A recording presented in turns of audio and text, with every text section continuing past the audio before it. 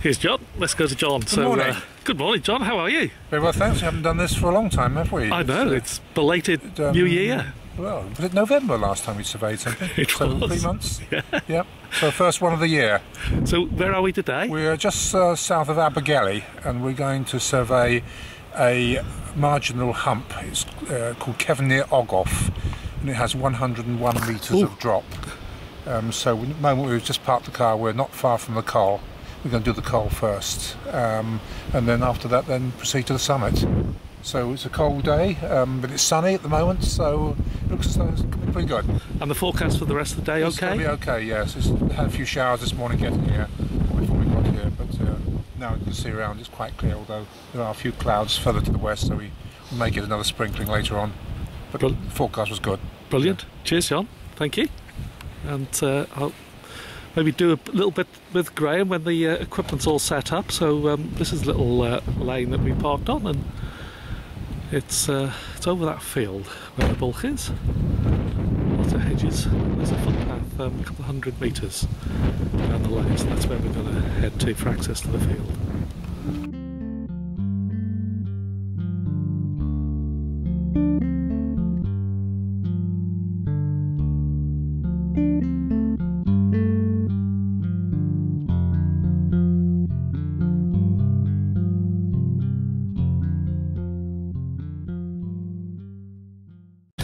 Here's a few little flags there, and if I take you to another couple that we've positioned, you'll see that's the next one.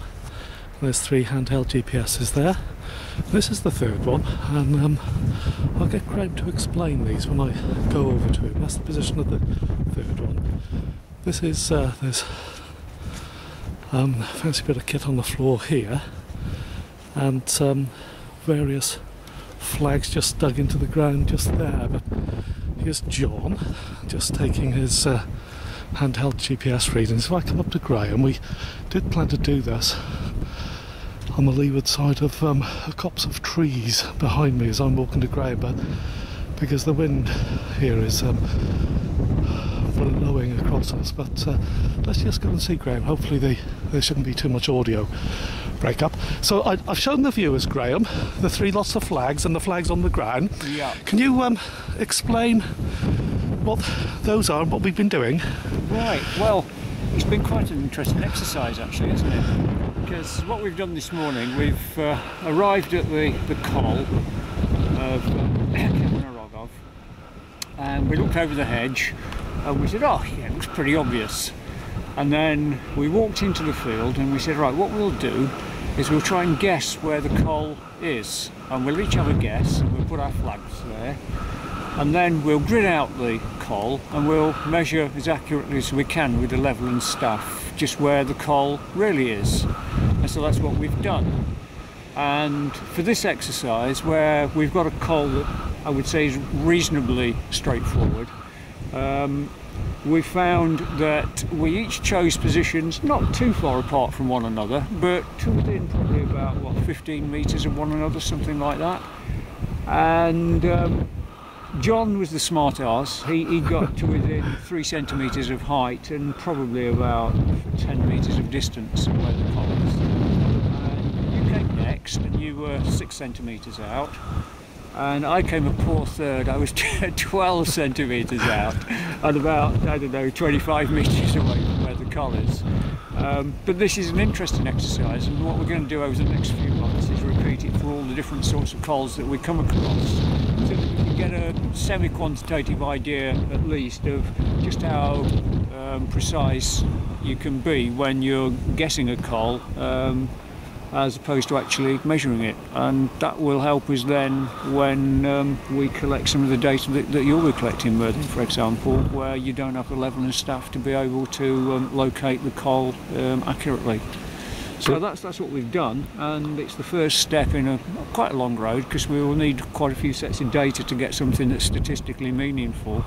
But yeah, it's the first step, and we're very interested. I enjoyed that. It is quite an interesting exercise to do, isn't it? Especially when you sort of come to the area of a coal and you look and you think, you know, where's it going to be? Yeah, I mean, because when we first came up, I thought it was going to be the ridge that you went to, which is about, it must be, just looking over there now, it must be about 100 to 100 metres plus from where we actually found the coal to be. But then when you got over there and you looked back, you thought, oh no, that's not right. And so you came back again, didn't you? And we all ended up, I think, independently. I don't think we really tried to copy one another. I think we independently arrived at places that were not that far apart, and actually not that far from the coal for this particular situation. And we've got, was it just over an hour of data, Graham, from... We've got at least an hour, yeah. I think it was over an hour by the time we switched it off. It's probably about an hour and 10 minutes, something like that. Because the grid of flags that we laid, that was quite extensive? It was. I mean, there were 10 metre... it was a 10 metre grid square, and we laid... I think it was 8 flags in the first row. It diminished as we went across the field because the road cuts in at an angle. I think the last row had got 5 flags in it, and there were five rows. So that covers quite an area when each flag is 10 metres from the other one on the square. So yeah, it's quite an extensive flagging. But we did it quite quickly. I mean, because we must have completed the exercise within an hour. To have got to the position where we did. And it's up to the summit next? And now it's up to the top. Yeah, the wind's getting up a bit, so it might be a bit breezy up there. Right, cheers, Graham, thank you. I'll just show the view as the area of the bulk. Still with some flags there, but as you can see, it's quite extensive. So well, it's up to... as Graham was saying, this is... where we guessed. I showed you this just at the start of this part. Yeah, there we go. So I'll leave you with that view.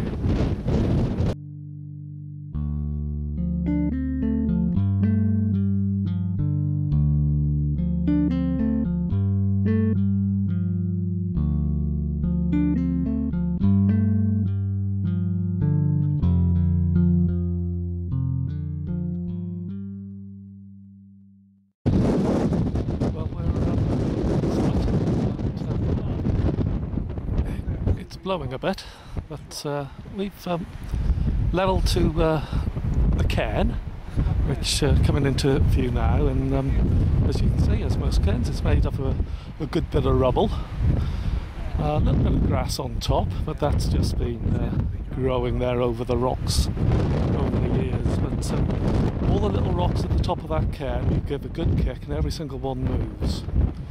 And again, where John and Graham's placing the GS15 here, it looks highly suspicious because that may have been placed there many years ago, but it certainly doesn't move. It seems to be embedded.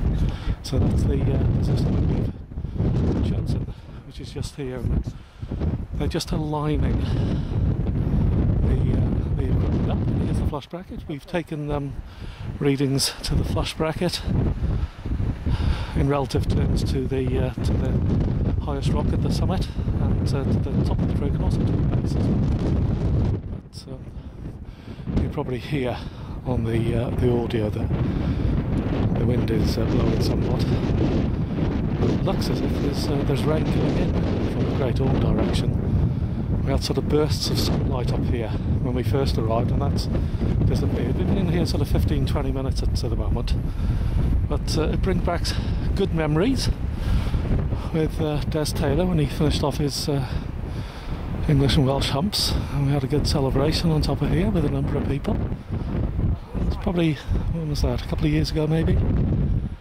So, and then we'll try and get another hour of data from here. Right, so here are the results of the Cefn Ogof survey. On the summit, you remember there was a trig point and the summit was actually embedded rock in the cairn. The Ordnance Survey gave the height of the trig point as 204 metres. We measured the height of the rock to be 204.4. The bulk, which is in a field, on the map is a contour between 100 and 105 metres.